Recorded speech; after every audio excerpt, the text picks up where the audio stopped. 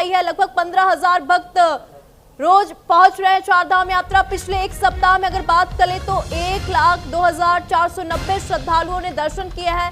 कपाट खुलने के बाद अब तक 43,59,475 श्रद्धालुओं ने दर्शन किए। 8 अक्टूबर से केदारनाथ यात्रा के लिए अंतिम स्लॉट की बुकिंग होगी। मानसून के विदा होते ही उत्तराखंड के चारों धाम में रौनक लौट आई है। उच्च हिमालय की वादियों में हर और श्रद्धालुओं की चहल पहल देखने को मिल रही है। वातावरण आस्था के उत्साह से गूंज उठा है। भारी बारिश के कारण आने जाने में रोक लगा दी गई थी, जिस कारण से चारधाम यात्रा भी रोक दी गई थी और यात्रियों को काफी दिक्कतों का सामना करना पड़ रहा था। लेकिन फिर से रौनक चारधाम यात्रा की लौट आई है। इन दिनों औसतन 15,000 भक्त प्रतिदिन चारधाम यात्रा पहुंच रहे हैं। तो वहीं बाबा केदार की चौखट पर भी श्रद्धालुओं का सैलाब जो है देखने को मिल रहा है। यहाँ हर रोज 6 से 7,000 श्रद्धालु मत्था टेकने आ रहे हैं। इस वर्ष चारधाम यात्रा की शुरुआत 30 अप्रैल को गंगोत्री यमुनोत्री धाम के कपाट खुलने के साथ हुई थी। इसके बाद 2 मई को केदारनाथ और 4 मई को बद्रीनाथ धाम के कपाट खोले गए थे। हिमांशु से और अधिक जानकारी ले लेंगे, हमारे साथ देहरादून से जुड़ चुके हैं। हिमांशु, चारधाम यात्रा की जो रौनक है फिर से लौट आई है, क्या कुछ जानकारी है? निश्चित रूप से देखिए निशा, उत्तराखंड में जो है चारधाम यात्रा लगातार जारी है। हालांकि मॉनसून के कारण जो है चारधाम यात्रा थम चुकी थी। बार बार लैंडस्लाइड की खबरें सामने आ रही थी। बद्रीनाथ मार्ग बार बार बाधित हो रहा था, जिस वजह से केदारनाथ और बद्रीनाथ जाने वाले जो यात्री हैं वो नहीं पहुंच पा रहे थे। धराली में जिस तरीके से आपदा आई थी, तकरीबन 1 से 1.5 महीने तक वहां पर जो है पूरी तरीके से गंगोत्री यात्रा ठप रही। इसके बाद यमुनोत्री यात्रा की बात कर ले तो यमुनोत्री यात्रा में भी जो है बार बार जो है जो मार्ग है उसमें लैंडस्लाइड जैसी परिस्थितियां सामने आई। वहीं दूसरे चरण की जो शुरुआत है वो शुरू हो चुकी थी।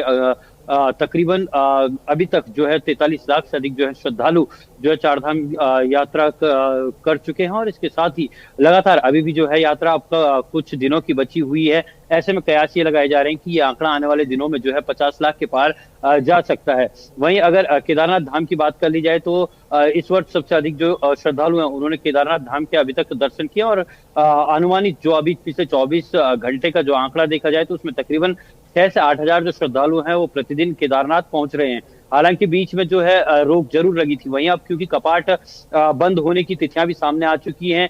22 को गंगोत्री धाम के कपाट बंद हो रहे हैं। 23 अक्टूबर को जो है केदारनाथ और यमुनोत्री धाम के कपाट बंद हो रहे हैं। इसके साथ ही 25 नवंबर को जो है बद्रीनाथ धाम के कपाट बंद हो रहे हैं। लेकिन इन सब से पहले 10 अक्टूबर को सिखों के सबसे पवित्र तीर्थ स्थल हेमकुंड साहिब के कपाट जो है बंद हो रहे हैं। ऐसे में जो है अब जो है चारधाम यात्रा के लिए जो हेली सेवा की बुकिंग की जाती थी IRCTC के माध्यम से, जो केदारनाथ हेली सेवा चलती थी उसका जो है अंतिम स्लॉट भी अब 8 अक्टूबर को तकरीबन 12 बजे के आसपास जो है IRCTC की जो वेबसाइट है उस पर ओपन हो जाएगा। और ऐसे में 13 से 22 तारीख या 21 तारीख तक की जो भी बुकिंग होगी वो ली जाएगी। वहीं हेमकुंड साहिब में हेली सेवा की अगर बात कर ली जाए तो 10 अक्टूबर को जो है हेमकुंड साहिब के कपाट बंद हो रहे हैं। ऐसे में जो है 9 अक्टूबर को हेमकुंड साहिब के लिए जो बुकिंग होती थी उसकी वेबसाइट पूरी तरीके से उसके लिए बंद कर दी जाएगी। ऐसे में आने वाले दिनों में अब जो है सिलसिला कपाट बंद होने का सामने आने वाला है। तो तकरीबन ये माना जा रहा है कि उत्तराखंड में 50 लाख से अधिक जो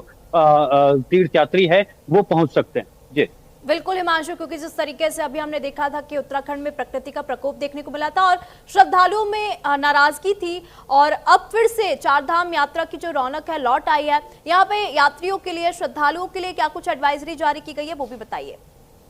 निश्चित रूप से चारधाम यात्रा में आने वाले जो श्रद्धालु होते हैं उनके लिए 12 अलग अलग भाषाओं में SOP जारी कर ली जाती है और सभी राज्यों को जो है वो SOP दी जाती है। अलग अलग भाषाओं में SOP जारी की जाती है। इसमें साफ तौर पर ये लिखा जाता है कि किसी भी परिस्थितियों से निपटने के लिए जो है जिला प्रशासन से मदद लें या फिर जो टोल फ्री नंबर पर्यटन विभाग द्वारा जारी किए जाते हैं उन पर संपर्क किए जा सकते हैं। ऐसे में वर्तमान में अगर बात कर ली जाए तो यही क्योंकि उत्तराखंड में एक बार फिर जिस तरीके से मौसम का मिजाज बदल रहा है तो कयास ये लगाए जा रहे हैं कि भारी बर्फबारी जो है केदारनाथ धाम, गंगोत्री धाम की बात कर ली जाए या फिर बद्रीनाथ धाम की बात कर ली जाए, ऐसे में भारी बर्फबारी वहां पर देखने को मिल सकती है। तो ये साफ तौर पर कहा है कि जो भी यात्रा करने आ रहे हैं वो अपने साथ गर्म कपड़ों को जरूर रख लें और इसके साथ ही जो जरूरी दवाइयां हैं उन्हें भी साथ में रखें। हालांकि मेडिकल टीमें जो है सब जगह मौजूद हैं। तो यात्रियों से अपील यही की जा रही है कि उत्तराखंड आ रहे हैं तो उत्तराखंड इस वक्त जो है बर्फबारी देखने को मिल सकती है। तो ऐसे में जो है गर्म कपड़े अपने साथ जरूर रखें। ठीक है हिमांशु, आप हमारे साथ बने रहिएगा। इसी बीच एक और बड़ी खबर आपको बता दें, उत्तराखंड में मौसम को लेकर अलर्ट जारी कर दिया गया है। मौसम विभाग ने बारिश का अलर्ट जारी किया है। आज और कल के लिए ऑरेंज अलर्ट उत्तराखंड में जारी किया गया है। कई जिलों में भारी बारिश की संभावना मौसम विभाग ने जताई है। ऊंचाई वाले इलाकों में बर्फबारी के आसार भी देखने को मिलेंगे। तो उत्तराखंड में फिर से मौसम का मिजाज बदला है। आज और कल के लिए ऑरेंज अलर्ट मौसम विभाग ने जारी किया है। उत्तराखंड के कई जिलों में अत्यधिक बारिश की संभावना भी जताई गई है। तो ऊंचाई वाले इलाकों में बर्फबारी की संभावना भी जताई गई है। तो मौसम विभाग ने आज और कल उत्तराखंड में भारी बारिश का अलर्ट जारी किया। और अधिक जानकारी ले लेंगे मौसम संबंधित। हमारे साथ हिमांशु लगातार बने हुए हैं। हिमांशु, एक बार फिर से उत्तराखंड में मौसम का मिजाज बदला है। आज और कल भारी बारिश की संभावना जताई गई है। कई जिलों में ऑरेंज अलर्ट जारी किया है।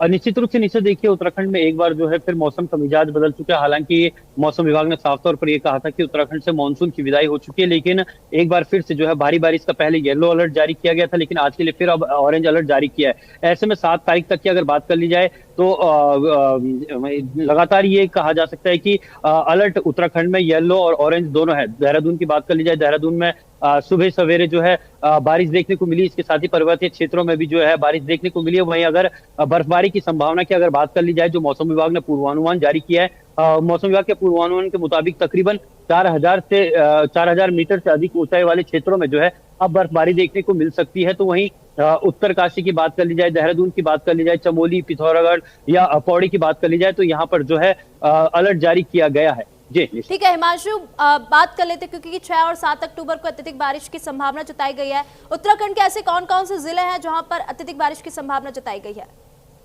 निश्चित रूप से अगर जिलों की बात कर ली जाए तो राजधानी देहरादून में जो है आने वाले 2 दिन यानी कि आज और कल जो है अलर्ट जारी किया गया है। आज जो है कई जगह ऑरेंज अलर्ट जारी किया गया है, जिनमें चमोली की बात कर ली जाए, पिथौरागढ़ की बात कर ली जाए, चंपावत की बात कर ली जाए, बागेश्वर या गढ़वाल मंडल में अगर बात कर ली जाए तो देहरादून, उत्तरकाशी, टिहरी, पौड़ी ऐसे तमाम जिले हैं जहां पर जो है माफ कीजिएगा बारिश की चेतावनी दी है। वहीं अगर बर्फबारी की अगर बात कर ली जाए तो उत्तरकाशी के जो दूरस्थ क्षेत्र हैं या फिर चमोली जिले के दूरस्थ जो क्षेत्र हैं वहां पर जो है बर्फबारी की संभावना जताई है। ऐसे में अभी क्योंकि वर्तमान में 4 धाम यात्रा भी चल रही है, तो 4 धाम यात्रा के तहत जो चारों धामों में से 3 धाम की अगर बात कर ली जाए, गंगोत्री या केदारनाथ या फिर बद्रीनाथ, इसके अलावा हेमकुंड साहिब में भी जो है बर्फबारी होने की पूरी संभावना जो है मौसम विभाग ने जताई है। जी ठीक है हिमांशु, बहुत बहुत धन्यवाद तमाम जानकारी हमारे साथ साझा करने के लिए। तो उत्तराखंड के प्रीमियर लीग 2025 का समापन हो चुका है। मुख्यमंत्री धामी ने लीग का समापन किया। विजेता टीम